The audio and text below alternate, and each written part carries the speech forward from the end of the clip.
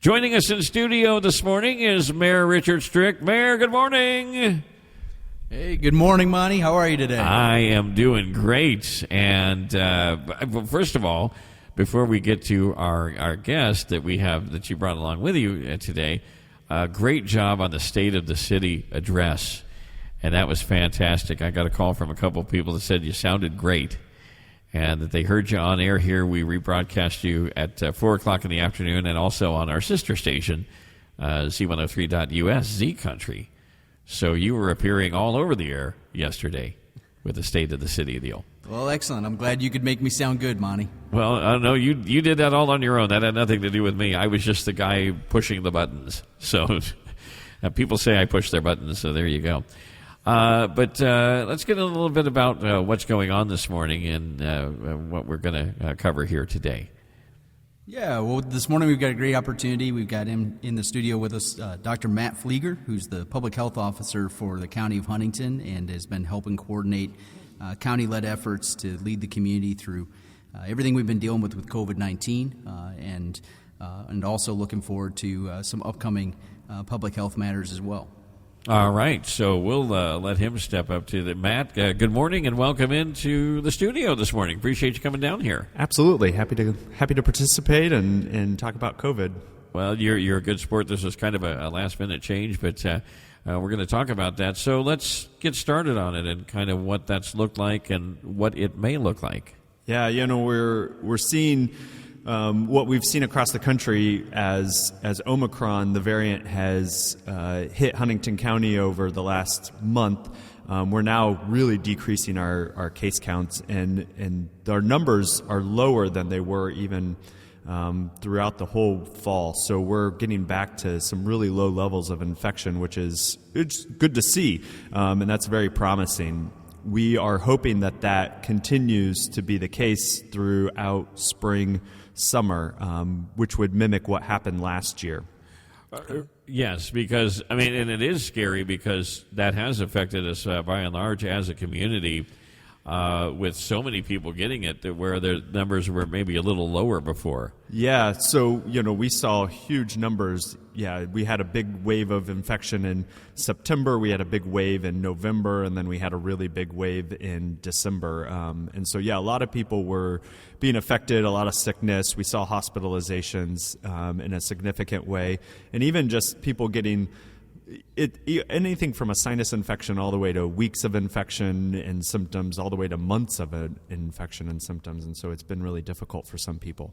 So it's kind of a long-term thing that sort of hangs on, and it really can, and different people it affects different ways. Obviously, you've probably heard a lot of reports to that regard. Yeah, and I think that's what people are sometimes blowing off is that fact right there. We get focused in on, like, are people being hospitalized or not, or I just got a sinus infection is kind of the conversation. But, as a doctor and treating patients, I'm seeing patients with symptoms that can go on for months, where they're having continued shortness of breath or their continued heart issues. And we're seeing more and more data around that people can have long-term consequences of a COVID infection. So there was a lot of people who just blew it off and being like, it's not going to be a big deal. Well, we're seeing that there are some long-term consequences of getting COVID. So we don't want to just blow it off as like, oh, it's just a sinus infection. Do you find, though, that with new variants that it tends to be weakening a little bit as far as that goes, or how does that look? Yeah, so, Omicron variant, which is the dominant variant now, is a weaker variant, more likely to cause more mild symptoms. Now, if you're in a high-risk category, you're over 50 or you're obese or you've got hypertension or other chronic medical conditions, it can still affect you very severely. So we don't want to ignore that fact. However, for most people, we were seeing more mild symptoms, and that's good news. And I think that has to do with a couple factors. There was a high we're getting vaccinated, and that's helping, or getting boosted. And then also there is some low level of immunity that people already have to COVID that also helped them through the process as well. Now, here's an interesting thing, and at the risk of not creating too much controversy, but hey, it's a morning show. When has there not been controversy with this? Well, exactly. So for those people that feel really strongly that they're anti-vaccine, and they may have their reasons, not just being it to be it, but they say, well, hey, normally it takes a good 10 years to develop a vaccine. I don't know if I want to jump on this. What are your thoughts on that kind of thing? Is that a legit thing that people have a legit argument there? Everybody. My goal is to listen to everybody's different argument about that and help them through that process and understanding what their concerns are. And those are complicated questions and not an easy Facebook post to make. And also listening to your uncle's Facebook post about how they're something really scary is not an effective way to talk about this. And so sitting down and really addressing people's concerns is important. These vaccines did not come out of nowhere. They didn't just pop out of thin air and just start getting used. They went through rigorous trials. The other exciting thing is that there's probably going to be another vaccine that's coming out called Novavax in about a month, which looks more like hepatitis B vaccine. Okay. Which I think will help a lot of people feel a little bit more comfortable with the process because it looks like a previous vaccine. I see. There's some people with the mRNA vaccines that it's a no-go. So hopefully Novavax helps alleviate some fears. Okay, so now it's a matter of having more choices and more things available to them. So, and that makes sense. And because the other thing is, they talk about vaccine mandates and mandatory vaccines, and it gets a little scary, especially if you start thinking about constitutional rights and whether you can't work here if you haven't had the vaccine. Right. And could that create a shortage of workers? Do we need to kind of step back on that? And that's probably a whole other issue for a whole other time. Well, I think that the main point to that I would say is there's national news of things going on, and then there's what's happening actually here in our community. And my goal has been to distill what's happening nationally and bringing it back down to what's actually happening in our county and what's good for our county and how do we just get through this on a county level basis. And so how do we keep workers safe and healthy and at work and not spreading it to other people? How do we keep kids in school, which we did in both years, and minimized quarantines the best that we could. And so the fears of what's happening in other cities, we don't have to worry about that. We can just stay local and keep focusing on how to make Huntington a great place to be.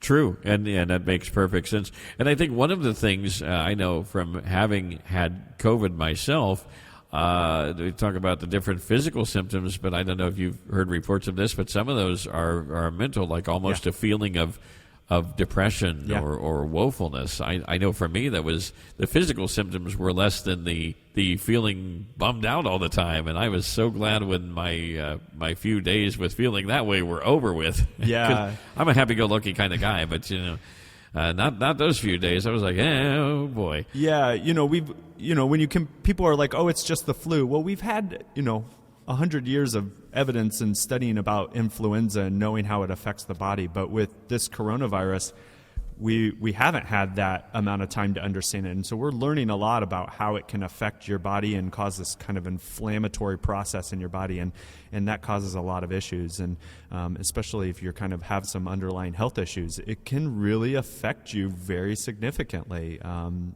so it is a big deal.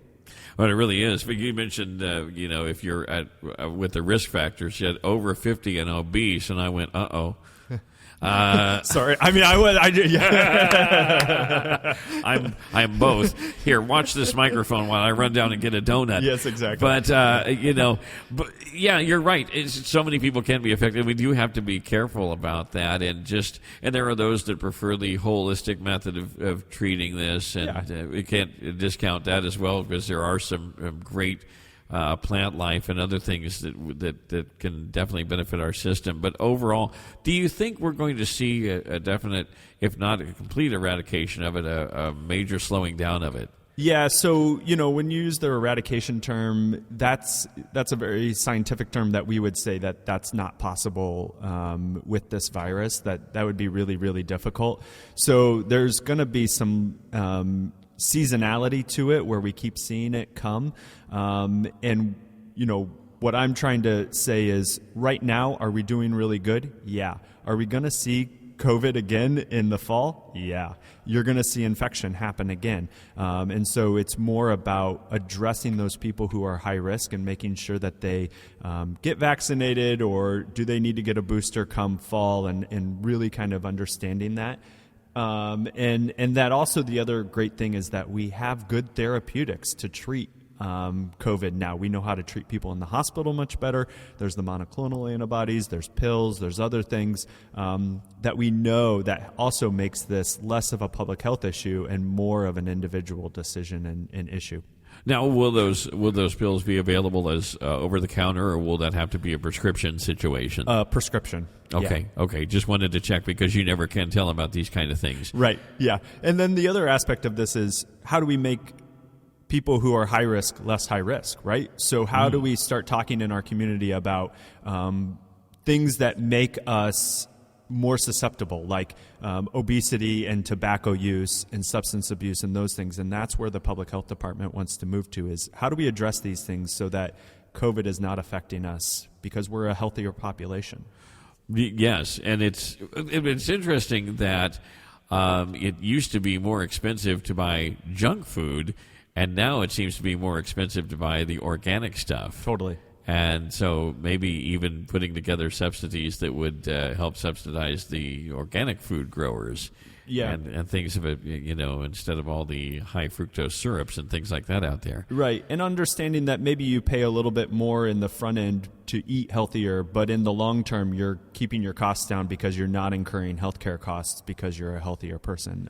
And so one of my patients very clearly said that to me yesterday. He's like, yeah, I'm paying a little bit more, but I'm going to stay healthier and not have to pay for medicine. So that's a cost I'm willing to pay. Well, that is true. And when you keep your hospital costs down, that keeps insurance costs down, and there's a general domino theory behind it. Yes, absolutely. Well, anything else that you want to address while you're here today? Some upcoming things? Or? Yeah, the big push that we're going to be doing at the health department is looking at tobacco cessation, and how do we support our community and getting our adults, help them quit smoking.